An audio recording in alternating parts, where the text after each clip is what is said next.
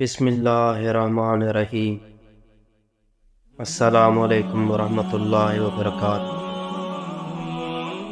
آج ہم لوگ ہر چیز کا شارٹ کٹ چاہتے ہیں کیونکہ ہمیں ہر چیز انسٹنٹ چاہیے۔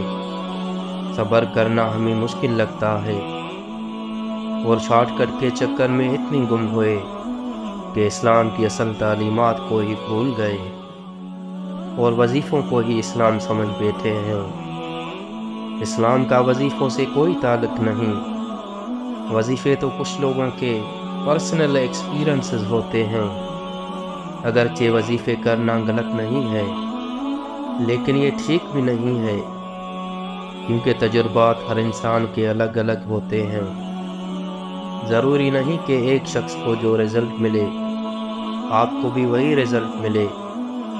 مسئلہ یہ ہے کہ وظیفوں پر ہمارا عقیدہ اتنا پکا ہو جاتا ہے کہ ہم سمجھتے ہیں کہ ہمیں جو ملا ہے اس وظیفے کی وجہ سے ہی ملا ہے، اسی لیے ہر کام کے لیے ایک نئے وظیفے کی تلاش میں رہنے لگے ہیں۔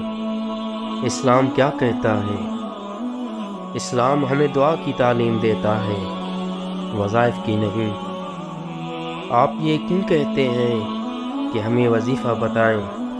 آپ یہ کیوں نہیں کہتے کہ ہمیں فلاں کام کے لیے نبی صلی اللہ علیہ وآلہ وسلم کی دعا بتائیں؟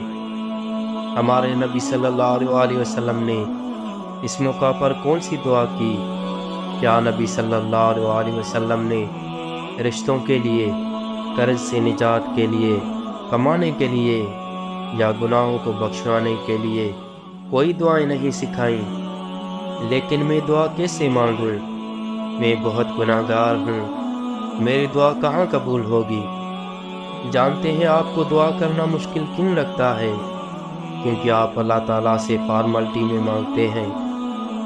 آپ اپنے بیسٹ فرینڈ کے ساتھ تو بہت انفارمل ہیں اور اللہ تعالیٰ سے مانگتے آپ کو حیا آتی ہے۔ اللہ تعالیٰ نے سورہ بقرہ میں فرمایا، جب میرے بندے میرے بارے میں آپ سے سوال کریں تو آپ کہہ دیں کہ میں بہت ہی قریب ہوں، ہر پکارنے والے کی پکار کو جب بھی وہ مجھے پکارے قبول کرتا ہوں۔ اللہ تعالیٰ تو آپ کے بغیر مانگے بھی آپ کی ضرورت پوری کر سکتا ہے، مگر اللہ کو اپنے بندوں کی دعا مانگنا بہت پسند ہے۔ اللہ تعالیٰ سے جب بھی دعا مانگی جائے تو وہ بہت خوش ہوتا ہے۔ وہ تو الوہاب ہے، بہت زیادہ عطا کرنے والا۔ اللہ تعالیٰ نے سورہ مومن میں فرمایا، تمہارے رب کا فرمان ہے کہ مجھ سے دعا کرو، میں تمہاری دعاؤں کو قبول کروں گا۔ جب بھی دعا مانگیں یقین کے ساتھ مانگیں کہ میری دعا ضرور قبول ہوگی، کیونکہ آپ اس ذات سے مانگ رہے ہیں جو ان اللہ علی کل شیء قدیر ہے۔ دعا سے پہلے اللہ تعالیٰ کی حمد بیان کیجئے اور حضور صلی اللہ علیہ وآلہ وسلم پر درود بھیجئے۔ دعا میں اپنی ضرورت کو کھل کر بیان کریں۔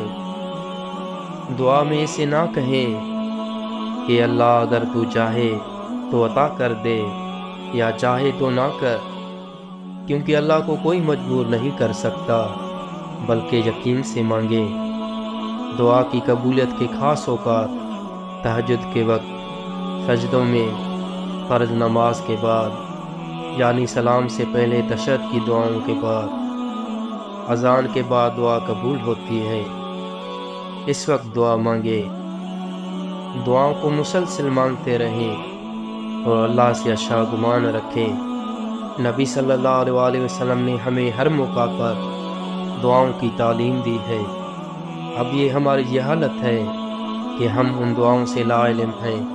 آج بھی وقت ہے، اٹھیں اور قرآن و حدیث کا علم حاصل کریں، مسنون دعاؤں کو یاد کریں، ان کو اپنی دعاؤں میں شامل کریں اور ہر طرح کے من گھڑت وظیفوں اور ایسے جھوٹ پھیلانے والے لوگوں سے آزاد ہو جائیں۔